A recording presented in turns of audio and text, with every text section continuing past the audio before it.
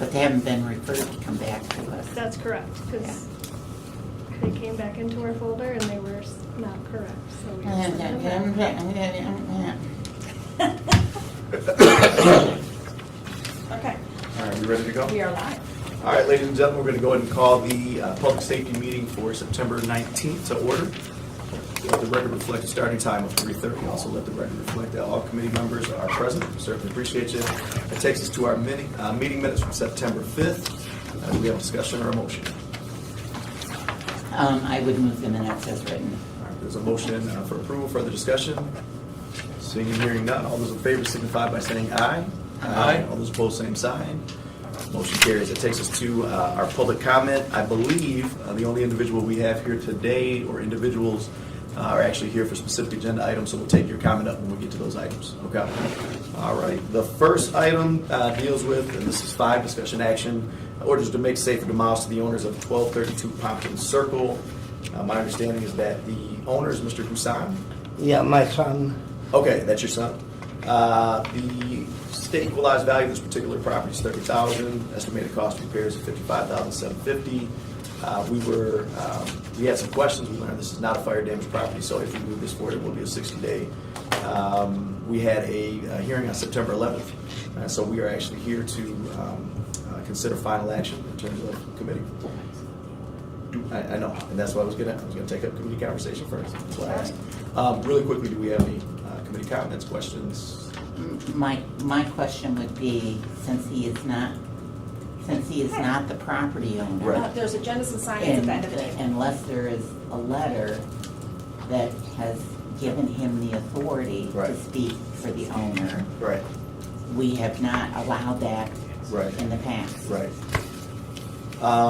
Law, that's correct, and I think that's in line with the way that we proceeded in the past, correct? In line with past practice. Yeah, so here's the deal, Mr. Husan. You do not, in this committee, actually have the legal standing to speak on behalf of your son. Your son would actually need to be here, or he would have needed to commission a letter of some sort that provided you that opportunity. I have a question. Yes, go ahead. I buy the property auction. I put in his name. I already get the permit. I done. And only left final inspection. You wanna speak to Okay, him? so let me ask real quick. Mr. Allen, have we had any progress to your knowledge with regards to this particular home? No. Okay. And so we have, and I'm just going to say this for the audience that's here, we have 3 very specific requirements in order to halt any type of process. And that would be to, number 1, have a timeline, right? That is, I think, palatable to code, palatable to this committee, a timeline of the actual work. The second piece is you have to be able to prove financial wherewithal. And the third piece is you need to pull permits. And so we are not in, I've said this a number of times, we are not in the practice of setting precedent in this committee. We are an appellate body. We check the boxes. It's either been done or it has not. We cannot put ourselves in a position where we're going to, as an example, demonstrate favor to one applicant over another. And so based on what I'm hearing, based on the process thus far, based on the fact that we have not heard from Mr. Husan, who is the individual that has legal standing, I think we have the information we need to move forward. Do we have a motion from the body? They told me lot. Sir, No. With all due respect, we simply just don't have the legal authority to speak on behalf of. If you have a question, we can certainly answer that. But with regard to the actual the issue that is before us, we really can't speak to you Okay, specifically about that. what you wanna prove my son to? He send it to letter, email, or whatever. You gave it to email, he send it to you right now? Did you? It sounded like you were going to interject. Hold on one second. No. Typically, it's a letter. I mean, Yeah. it's one thing if you, obviously allowing public comment. Right. But I think Right. the information that you would be looking for, Right. there would need to be a letter of authority. Right. Right. So the issue becomes, and as Ms. Hagan stated, certainly we can take comment, which we're hearing from you. But I'm going to be candid. All those other pieces, right? The permits needing to be pulled. What we're hearing is that hasn't happened. The timeline, as put together, has not been presented to code. Code would come to us and they would let us know. We've been engaging the owner. The owner has put together a timeline that's palatable. They have begun to pull permits. They have shown financial wherewithal. And at that point, we could halt the process, unless, of course, the process halted, on your end halted again, or on his end halted again, and then we would probably proceed. What we're hearing from code is that those things Okay, have not ask happened. him, he knows. That's what I just did. And he said that that has not yet happened. Victor, no permit? You still need a permit of plumbing, mechanical, electrical base may be added, roofing permit. Yes, you need a lot of more. And let me remind everybody here, what we're looking at doing is a make safe or demolish 60-day order. What that would mean is that on October 2nd, we would consider it as a council. If we approve it at that, and he'll have another opportunity to come and to speak before the body. If we were to approve it at that time, he would still have 60 days, right, to start, to get these things in order, to work with code compliance, and it could still be halted. But we have to move forward with our process with what we call fidelity. It has to be in line with past practice. Okay, we're gonna Just real one quick. I have question for hold on him, a second. please. I have a committee member that has a question or a comment. Go ahead. And I think that's what I was getting at. Okay. If, based on his comments, that all they're waiting for is, to do an inspection, if that's done before Right. the 60 days is up, Right. then it's no longer a make safe or demolish. Right. Then, they can get their occupancy. permit. Yeah. So I would recommend that we move forward with the process. Okay, there is a motion on the floor, and we have no problem after this committee meeting explaining to you exactly what all that means. And of course, Mr. Allen can explain it as well. But essentially what we're saying is we're gonna move forward with our process, but that does not necessarily mean that you can't, right? Or I should say your son can't do what he needs to do in terms of the permits, do what he needs in terms of the work, do what he needs in terms of the final inspection, and then the process can still be halted. It just has to be done within that 60-day time frame. So with that said, hold on one second. It's okay. One last question, go ahead. The lady told me, what her name, the inspector? What's she name? I don't know who you talk to. So it was a That code she compliance told me inspection. this is all permit done and you need to final inspection. They're not done until the final is done. Yeah, final, Yeah. she start the final next week. Building safety is the one that does that. So Already again, if done, that's all done. permit done. No, so what I'm saying is, if that's done, then there will be communication with code, right? Code can then obviously reach out to us, and then we can halt the process. If it's not done before, then we would still move forward with the 60-day, but even within that 60 days, you still have more time. There is, sir, hold on one second, there is a motion on the floor. Is there further discussion for the body? Sir, I have Sir, an sir, English without- problem. And I little get bit. that, that's why I'm saying that we're gonna explain all of this, but what we can't do in this meeting, I can't continue to litigate an issue where you don't have any legal standing with this particular How issue. many days, my son, whatever, It's, you need any, I know. The reason why, and I hate to be like this, the reason why I'm trying to move forward is there's some legal liability if I continue to talk to you about an issue that you have no legal standing to talk about. So what I'm gonna do is I'm gonna move forward, and then I promise you, if you wanna stick around, I'll spend all the time with you that we need after this meeting, okay? Okay. With that being said, there's a motion on the floor. Further discussion? Seeing and hearing none. All those in favor signify by saying aye. Aye. All those opposed, same sign.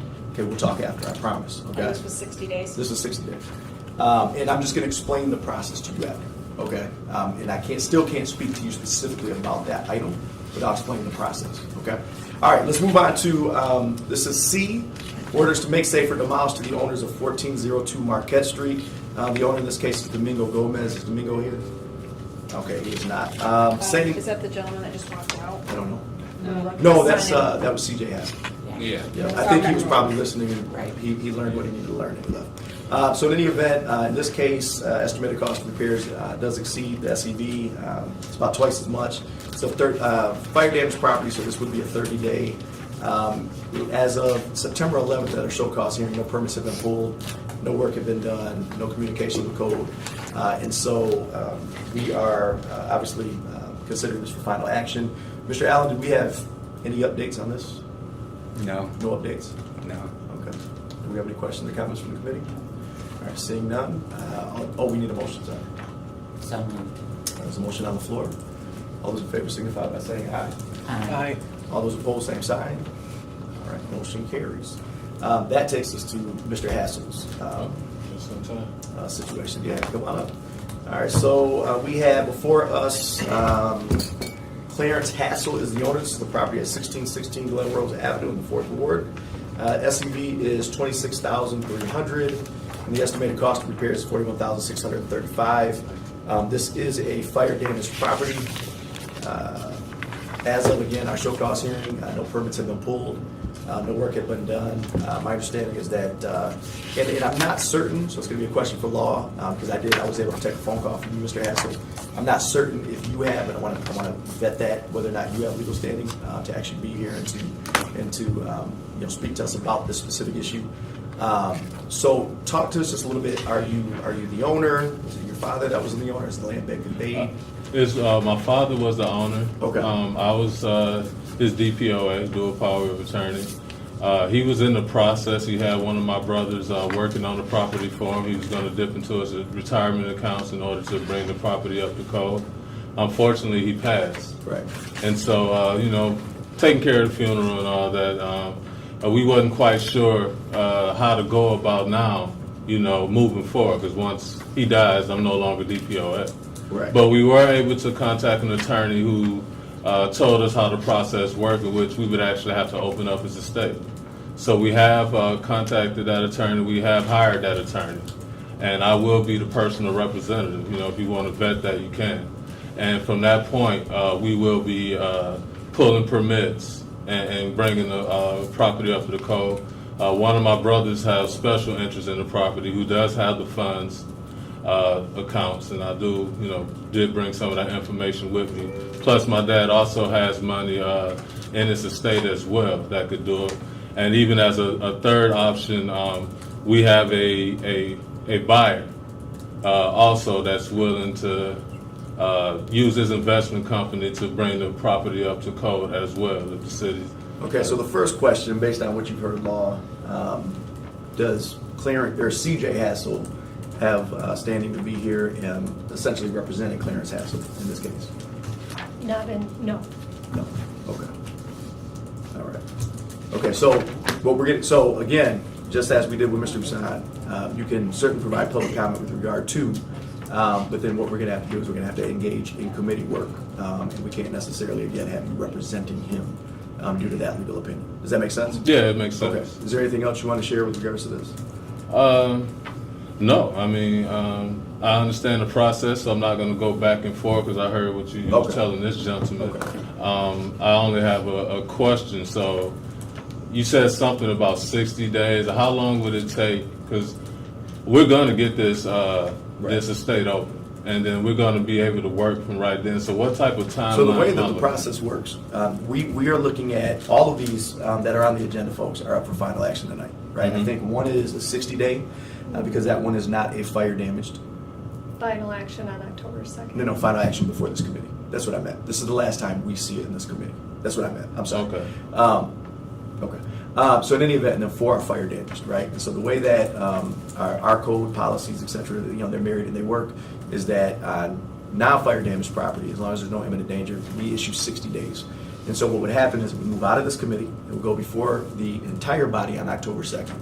If that body was to then say yes, it checked the boxes and as an appellate process, we would then approve a resolution of a 60-day make safe or demolish. It's fire damage. This is fire damage, sorry. So this would be 30-day. Fire damage is 30-day. Non-fire damage is 60-day. Okay. At that point, you then have that 30-day if it's fire damage or 60-day to all those things we're talking about to actually get that moving, to work with. I actually gave you Walter Allen's number. I don't know if you're able to reach out to Walter. No, I haven't reached out to Walter Allen. So in any event, so that's the time frame. At that point, if it hasn't been done, Walter, excuse me if I'm wrong, if it has not been done, then we have the opportunity to go out for bids in terms of demo.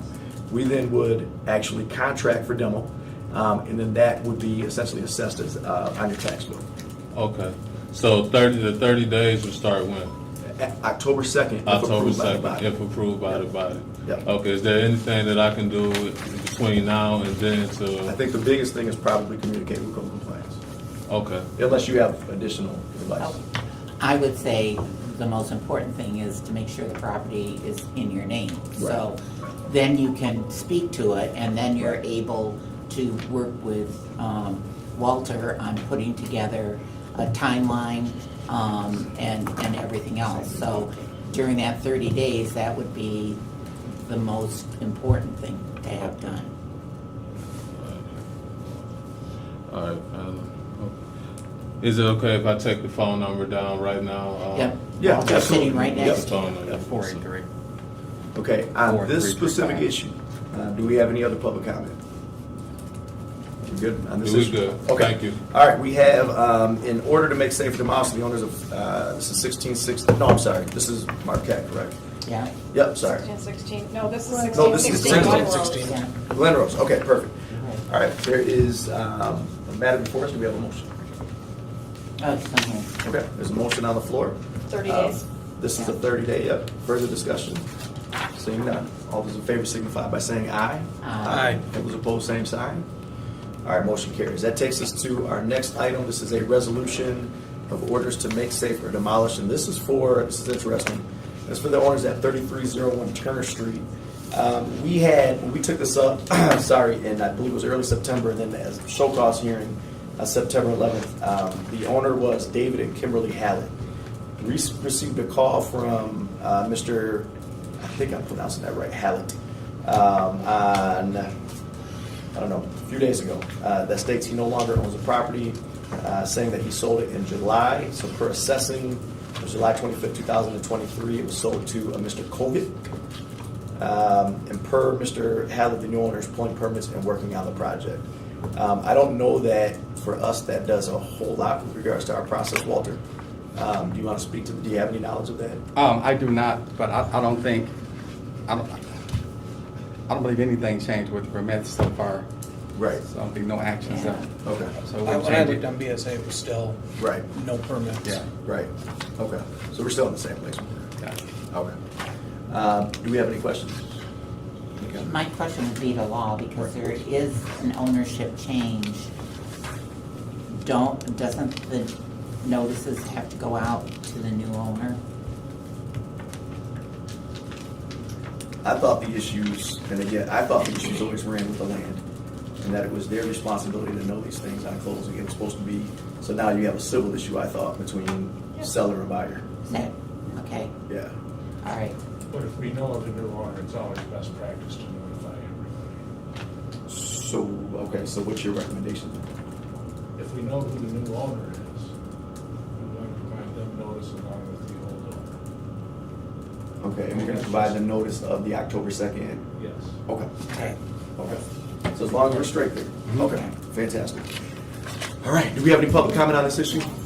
Seeing none, do we have a motion? And this is for Turner Street, and this is the 30. fire damage Yep. as well, so it's 30 days, so. Sir, I have a question. Oh, 1 second, we're almost done, I promise. Okay. All right, there is a motion on the floor. Further discussion, seeing and hearing none. All those in favor signify by saying aye. Aye. All those opposed, same sign. Passes, taking us to our last resolution with regards to make safe or demolish. We have a property at 5016 Connors Avenue.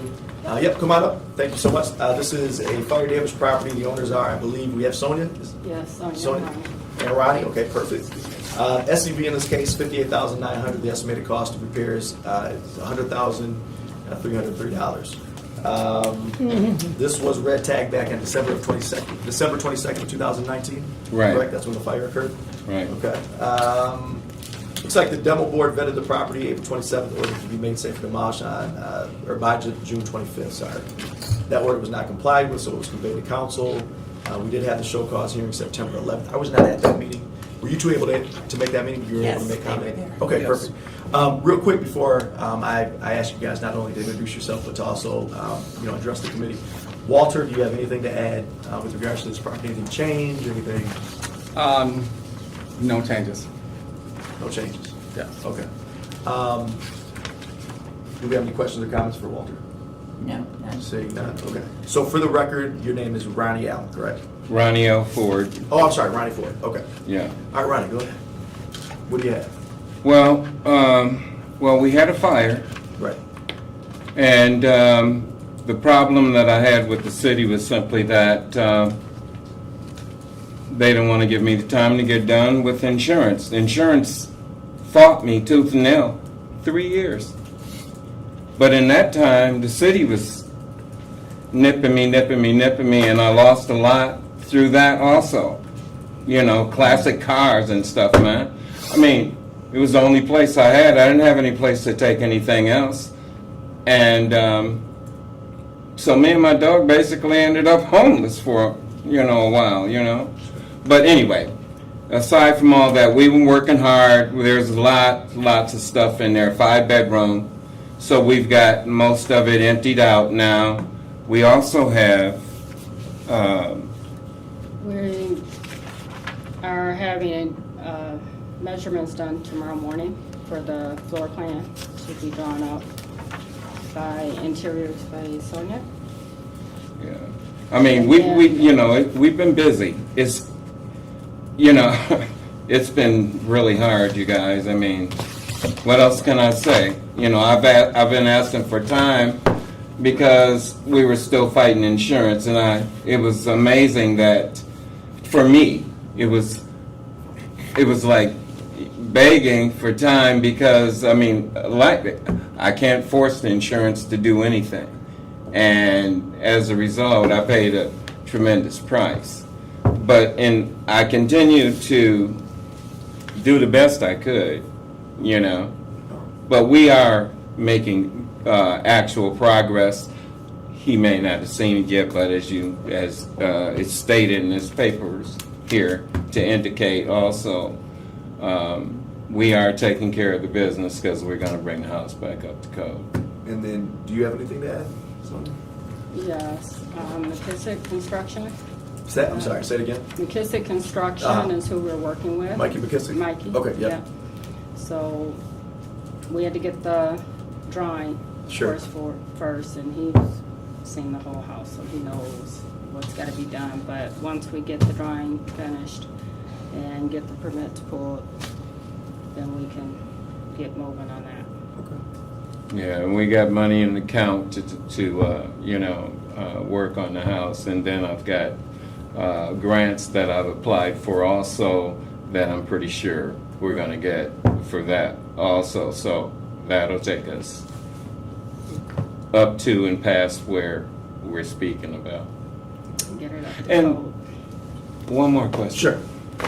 How did they come up with 100,000? That I mean, is- yeah. that's ridiculous to me. Sure. Walter, I don't know if you're able to speak to that in terms of how those estimated costs, the formula that you used, the process that you used. It's a formula that we get from the state. Right. I think it's 112.65 or something. Mhm. And then it's a formula we use. It's a standard remodeling cost Right. that is used across all of the venues for as residential. Right. And so it's a standard formula that's not dictated by us. Yeah. It's set by the state. Yeah, and that number And- indicates a brand new house, not a house brought up to code, and it indicates a brand new house. Right. Okay. Do we have any questions or comments from the committee? Then we knew about I, it. Yeah, go I ahead. think we're in the same, Yeah. a similar spot, which is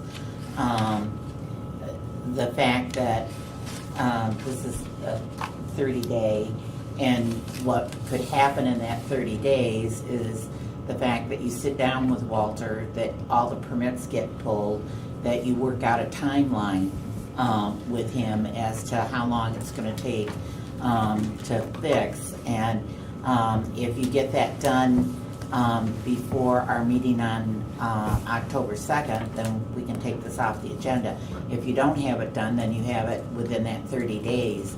And then if Walter comes back to us and says that you have a plan that will meet that, then we can hold the make safe or demolish on that. Okay. But- Okay, yes, ma'am. But what we're gonna do right now is vote to move it forward. Yes. But you have this this avenue. Right. To You have the 2 follow. weeks, and then you have the 30 days. Yeah. All right. Okay. With that, do we have a motion? So moved. All right, there's a motion on the floor. Further discussion? Again, this is for Connors Avenue. It's a 30-day. Seeing none, all those in favor signify by saying aye. Aye. All those opposed, same sign. Motion carries. Thanks so much. Thank you. We're gonna try to move through our other rather quickly. We appreciate the chief being here and sticking with us. We are at the warning siren discussion replacement project. This came to our attention due to the severe storm that we had. We had some questions. Chief came in along with Public Service Director, along with our fire. I'm sorry. I think we Allow got, us- is this the what- same one that Yep. you sent No, in this an email? this is a little different. Is it It has a interface map that's kind of difficult to read, but it does show city We- government. Do you have We it? appreciate Yeah, I'll it. get Yeah, it for I the do. record. Thank you. So in any event, through our line of questioning, there were some folks that were concerned. Specifically, North School has a siren, and people have not been hearing that. They did not hear that night. It was explained to us, these kind of, I forgot what you call them, the zones and things like that, how Yes. these are activated. But then it also came out that we do have like this decommissioning process, and so in any event, we asked for more information. Our chief has been kind enough to, do an exceptional job putting the information together. So we're going to give him the floor. to talk to the committee. Okay, thank Go you. ahead. Yep. Thank you, committee. What you have in front of you is not only current update of the outdoor warning sirens and the status, but also the Ingham County 911 policy and procedure as it relates to testing and activation of the sirens. It's hard to separate these two because the activation in our community of the emergency sirens are driven by the 911 center, not Lansing Fire Emergency Management. So just to go through the status report real quick, back in 2020, we started developing a plan to replace the outdoor sirens. We were able to reduce from 22 to 11. And that reduction came with a broader scope of range within those 11 sirens that we currently have in place right now. We had some failures of the old system. Poles were in bad shape, faulty wiring. So we kind of identified that this was an issue for us in the community as we moved forward. A lot of support from city admin, from the mayor's office. We were able to secure funding through a few different sources because we were able to communicate the level of urgency with this project. We conducted a sound study with Federal Signal, who actually is the manufacturer of the sirens. They took a look at our plan, thought the plan was robust, and kind of gave us a thumbs up to move forward with it. Again, the sirens that we currently have in place at the 11 sites are a lot more advanced and greater output. That's how we were able to reduce from 22 to 11. Right. Also, we took into consideration the placement so that we would have broader coverage throughout the community. Fourth quarter of 2021, we moved into the installation phase. Again, this was in conjunction with Board of Water and Light, with Consumers Energy, to get all the poles in place, and we were really working diligently to get the system fully online. Cutover was made to the new system, and the old system was taken offline that second quarter of 2022. At that point in time, we expended all of the identified funding because, as you are all aware, technology, it just exacerbates on a minute-by-minute basis, and we basically had expended all of the funds that were identified for the project. At that time, the previous system had to sit dormant. We transitioned over to the new system. We just could not do anything with the old system due to the lack of funding. So we moved forward. This current budget year, we started working on decommissioning the old sirens. Again, a project with Board of Water and Light, with our consumers, a low priority project for them because they were working around a lot of other time-sensitive projects. The last siren was unhooked from power just last month in August of 2023. That's the last siren in the old system. So fast forward to the day, we've got the power unhooked to the old system, and we are now working to remove the infrastructure of the old system, which is the poles, the old sirens, some of the worn out wiring.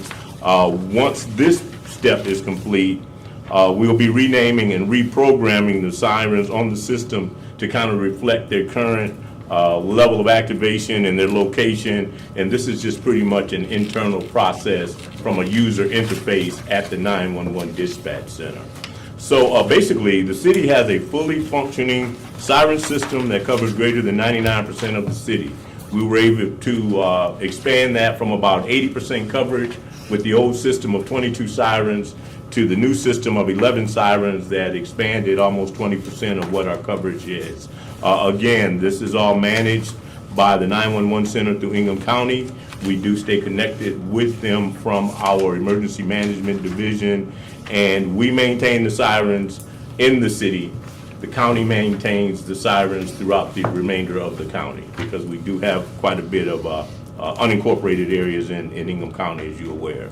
The policy that was provided speaks to the actual monitoring, testing, the activation, and what that technical process looks like for the staff at the 911 center as it relates to the activation, the testing, and the sounding of sirens. There were some questions in the community as to did they get activated, why we did not hear them.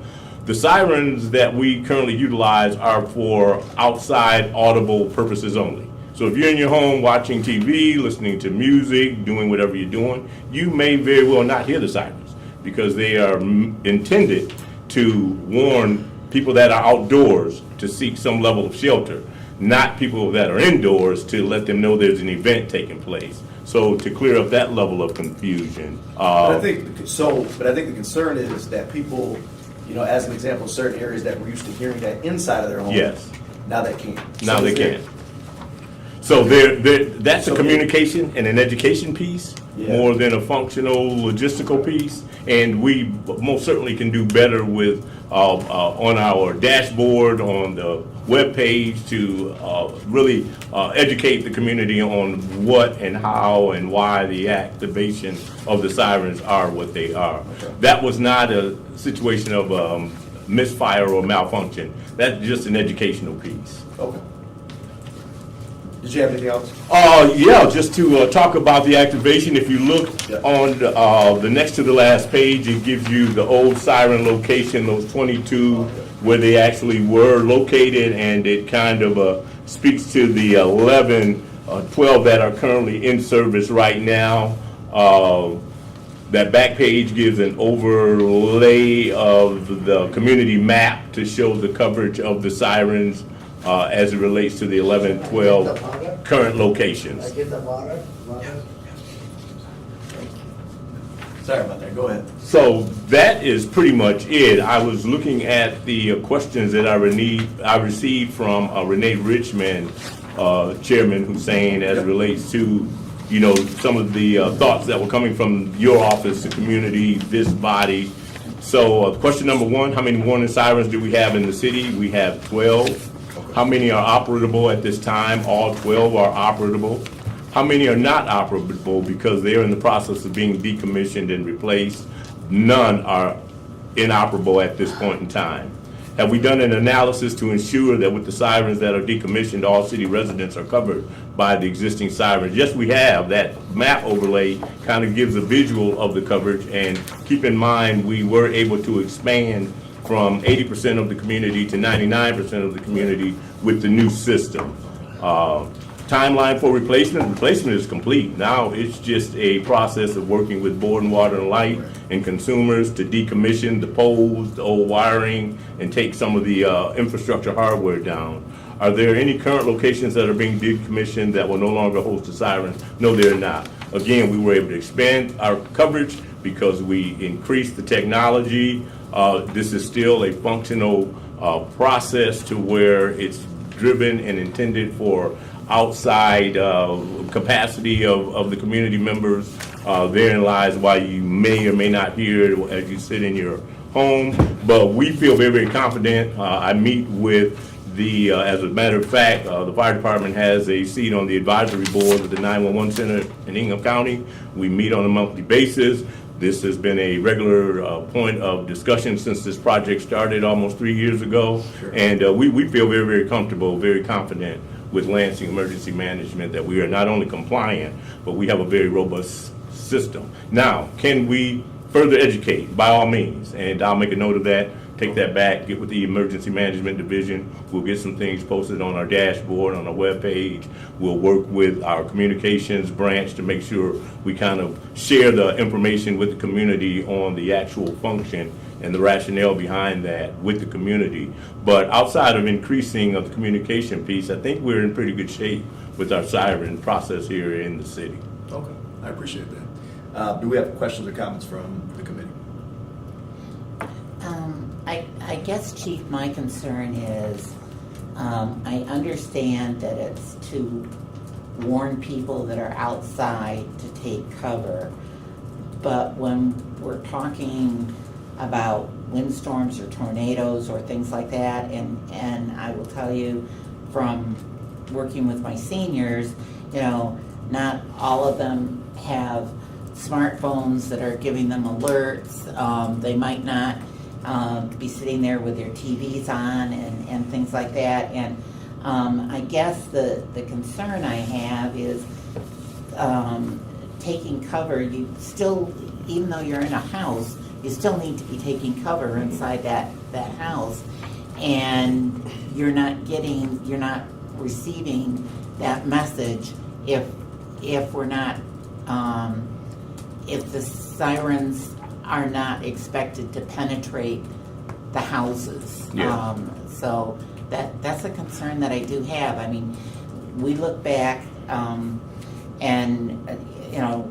let's go to Hawaii and look at what happened with their firestorm that happened. I think the concern was the siren system and how it worked, and how it needs to make sure that it's functioning in a way that whether you're in a house or not in a house, that you understand what's happening. That's a very valid concern, Vice Chair. Again, the siren program is just one layer of the resiliency that we build into our community. It's not intended to be the standalone, one and only notification piece. We talk about weather radios, we talk about smartphone activation with our Everbridge, which is basically the city's reverse 911. We talk about television news and weather updates. So the system is built to have different layers of resilience that is built into the process. So the sirens in and of themselves as a standalone would absolutely be a concern, but it is also intended to be part of a component of the alerting from an emergency standpoint. If you take a look, when you get an opportunity of the policy, it pretty much speaks to weather-related incidents that trigger the activation, wind shear up to 75 miles an hour, funnel cloud, things of this nature. But as we learned with Hawaii, we have to be very, very creative and look to expand the utility of the siren program along with other components of the alerting system to encompass a multitude of different weather-related issues and or domestic violence, domestic terrorism, things of this nature. So we're exploring those options also. But you're absolutely right with the concern, especially if we expect our sirens to be the standalone one and only alerting system. But it's designed to be used in conjunction with other layers. I hear you. I'm not sure that you're hearing me. And that is, again, for our senior population, I have ones that don't text, that have flip phones, that, that don't have some of the technology that we're relying on other people that have those. And I think we have to be cognizant of that when we're talking about putting this information out, and how some people are, would respond to that. So I don't have a cure-all suggestion for it right now, but what I'm saying is, as our population continues to get older, you have, I have some that have no idea how to set up their voicemail, have and we say, well, we sent you a voicemail message. I don't know. I don't know how to touch my voicemail. I don't know how to use those things. And so I'm just asking that as part of this process, and as you're thinking through this, how are we reaching some of those that don't have the technology available to them or know how to use that technology? Yeah, and I agree with you. I do hear you. Very valid concern. We've talked and will continue to think through what other layers of resiliency could be in place. And I mean, with our elderly population, just as with our young infant and toddler population, at some point in time, we would hope that there would be family members that are engaged. And I need to look in on Big Mama because I know she, we have to get creative with what all of this looks like. So you're absolutely right. It is a bit of a concern. I know from an emergency management standpoint, that's why the layers of resiliency are built in, because again, there is no one size fits all. So how can we build a program that will encompass as much of the community, regardless of where they are, with the ability to be notified in advance of a weather-related incident or terrorist level of an incident. So we will continue to think through and creatively try to problem solve what this could look like. Mr. Cost. Yeah, so on these sirens, when they do the testing on these, or in the placement, did they do a sound test? Did they hear? Yes, they did. That was part of tapping into, what's the name of the company again? We utilize the Federal Signal, and they do conduct a decibel level of testing to ensure that it's adequate for that outdoor population. And to a certain extent, it can be heard indoors, because I did get reports of, well, we heard the sirens, what was going on, and they were indoors looking to shelter in place. So it's not as if it's built on a total soundproof platform, but that ability is built in. Well, and the reason I ask is, so number 3, the 200 North Foster, I live about 200 feet from it. I had to be on my front porch and strain to hear it. It's lower than the old ones, right? Yes. About it half is. the height? Yeah. That's just a concern, I suppose, for me moving forward is, houses blocking it, trees blocking the sound. Inside, I couldn't hear it at all, which, you're explaining that's normal, but my concern is that I had to be on the front porch. The other concern, and I think this has been, well covered, but I would be remiss not to mention it, is the TVs never told us to get into the basement, which is a problem. And that may be a communication and a partnership problem, but I don't remember WLNS saying to go to the basement. I heard the siren because I was on the front porch. Yeah, that's a good point, because typically the media won't reach out to us for any direction until after the fact, as an individual city entity. But they do have access to the Grand Rapids National Weather Station. They do have access within their studio, within their offices. It's just a matter of how all of that is communicated. I hear the concerns, hear the discussions. I think that we definitely want to be mindful of some of the concerns. And I just don't think that there's going to be a one size that fits all. You may very well be standing on your porch and the tornado or funnel cloud is less than 3 or 4 blocks away and the sirens is blaring and you not hear it. I mean, it's all situational, a lot of circumstantial components that feed into it. And again, we're going to continue to work very, very diligently to build the layers of resiliency so that we have multi-levels of coverage that still may have some gaps from time to time. Just the reality of what we deal with in emergency management. But the concerns are valid. We do hear you. Have a very solid working relationship with Ingham County 911. Very solid working relationship with Board of Water and Lights and consumers as it relates to the infrastructure pieces. The platform in and of itself is pretty much a done deal because it's already paid for. and it's already installed. Now the focus is on dismantling the old system. So we'll have to continue to look creatively on other layers that we can build into the system to increase the coverage of our activation Well, and I was going to ask that, process. so is this a system that can be supplemented? Is it a system where we I- find that 99% coverage, sure, based on whatever their standard is? Yeah. Because we're hearing, I was going to ask the same question. We're hearing some folks that are saying, hey, you know, because I know you do your loud testing first, I think it's first Saturday, $1,300. Yes. So we know that people have been outside and they're like, hey, I always work outside on Saturdays, 1 o'clock, used to hear the siren, I don't ever hear the siren anymore.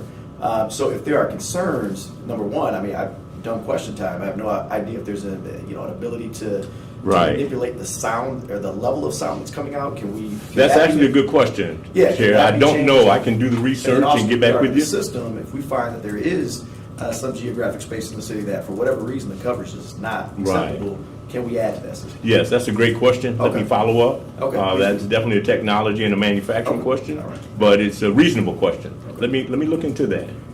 Brian, did you have any? Oh, did you have another question? Yeah, this system is this system paid for by the city of Lansing, or is this part of the system that's paid for by Ingham County? The components that are in our community paid for by the city of Lansing. Okay, but we have to go with the system. That's system-wide within the county, Okay. yes. Yes. Okay. Again, sometimes when you've been here long enough, I know when the county had us go with a new radio system, and we ended up having problems with LPD, having issues on the south end where they couldn't communicate when they were inside a building for help and things like that. And we kept, and we had 911 dispatch when they were still in this building, in this meeting, in this room with us, along with police and fire that felt that they were at risk because of the radio system that the county had. And it wasn't until we raised Cain over it that the fact that they ended up putting additional towers up and things like that. So the reason for the story is I understand sometimes how the county does some of their things without sometimes the consideration as to how it's impacting local communities. So that would be, you know, if we're hearing this out there, that we have residents that are not hearing this, and maybe part of it needs to be a survey. Maybe part of it is the fact that, you know, after a Saturday testing on the first of the month, that, you know, you're doing calls in an area and saying, this is the fire department, we're just checking, did you hear the siren? That might give us a little bit more data as we're looking at this. That's an excellent point. Again, Chief Sosby and I actually have a voting seat on the advisory board. A lot of the issues with the radio system, in my mind, it should have been brought up on the front end, not after the fact. And if we have a seat at the table with a vote, that is where those issues come up on the front end. I'm not quite sure how long the actual advisory board has been constructed, but It was there when. it was there. Yeah. Yeah, so it's kind of curious as to why we sit on the board, we have a vote, but a system is allowed to move forward that does not serve us. That's questionable in and of itself. We owe ourselves and the community a lot better than that. Yeah. Yeah, we do. We have to speak up. If it's not working, we have to make sure that. So, but you folks know. Thank you. Mr. Cost, anything else? No. We appreciate you being here. Okay, thank you, folks. Thank you so much. for everything you folks do. One other thing, real quick. Do you have another? Yes. Okay, go ahead. We heard from council members wondering Yes. when this was gonna come out.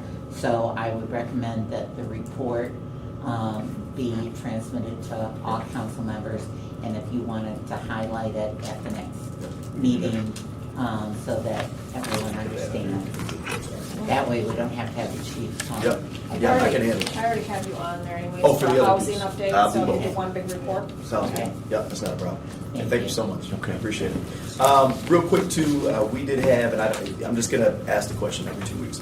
We did have a discussion on the sign ordinance. For folks that recall, there were some issues with the ordinance that planning put together before the committee, whatever they call it, review committee.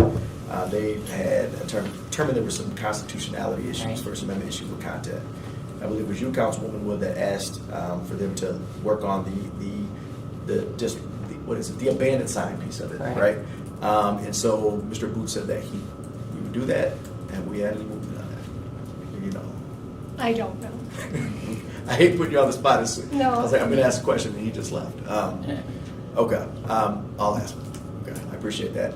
And then lastly, I believe that President Wood asked for some information to be conveyed either over to, I don't know if it was clerical or if it was, if law was going to come with regard to Sycamore townhomes. Right.